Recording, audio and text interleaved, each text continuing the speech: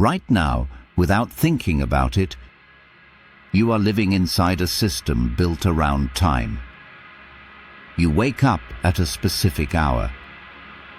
You work for a fixed number of hours. You measure productivity, success, and even happiness in units of time. But here's the uncomfortable truth. For most of human history, none of this existed. No schedules, no deadlines, no minutes ticking away. And the modern world didn't begin with a war, an empire, or a revolution. It began with a machine that was never meant to change civilization.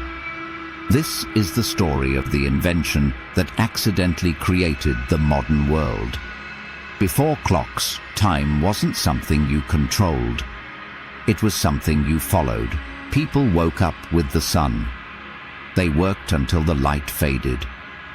Days were shaped by seasons, not schedules. There was no such thing as being late. If the sun was up, the day had begun. If it wasn't, nothing could be done. In medieval villages, time was local, flexible, and human. No two towns even agreed on what time it was.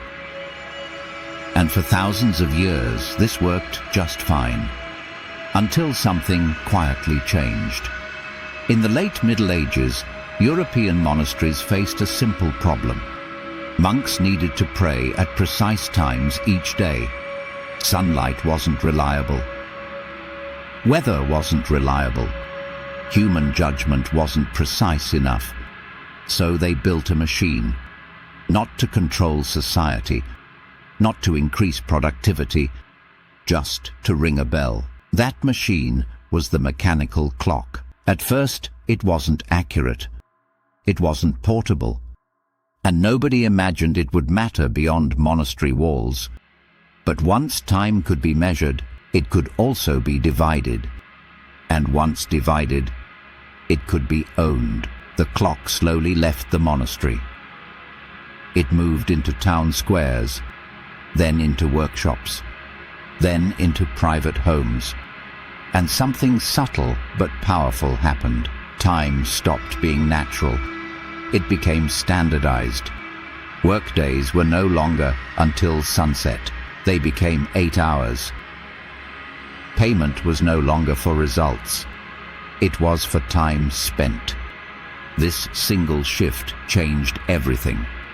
Because once time became measurable, it became valuable.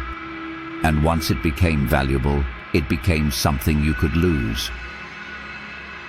Before clocks, work adapted to people. After clocks, people adapted to work.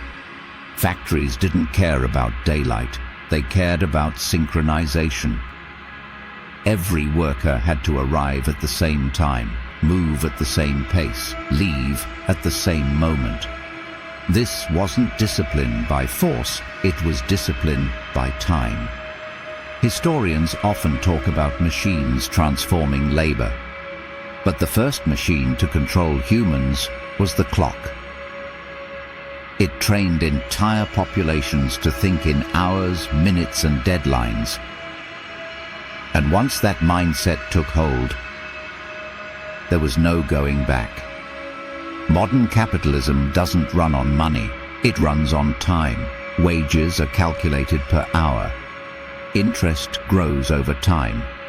Growth is measured quarterly. None of this works without precise timekeeping. The stock market opens and closes on schedule. Transportation depends on coordination. Global trade relies on synchronized clocks across continents. Without the clock, modern capitalism collapses. Not slowly, instantly.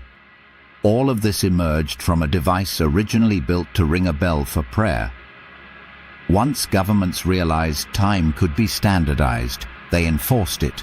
Time zones were created. Railroads demanded synchronization. Nations agreed on global time standards. Being on time became a moral value. Lateness wasn't just inconvenient. It was irresponsible, unprofessional, unacceptable. Time became a silent form of control. No soldiers, no police, just a clock on the wall. Perhaps the greatest change wasn't economic or political. It was psychological. People stopped living in moments. They started living in schedules. Anxiety increased, life sped up. Rest needed permission. Even today, when you feel guilty for wasting time, you're responding to a system built centuries ago, a system no one voted for, no one debated, no one planned. It simply spread because it worked. The clock didn't create technology, it created modern humans.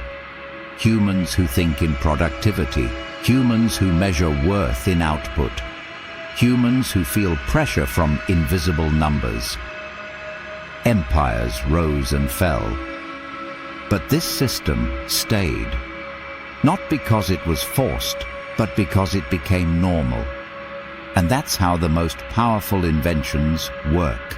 They don't announce themselves. They quietly reshape how reality feels. The modern world wasn't built by a single empire, war, or revolution. It was built by a machine designed for order that ended up redefining life itself. And every time you check the time, you're participating in an invention that accidentally changed the world. If you enjoyed this video, consider liking and leaving a comment. I read them all. Subscribe for more stories about how the modern world was really built. New videos are coming regularly. Thank you for watching.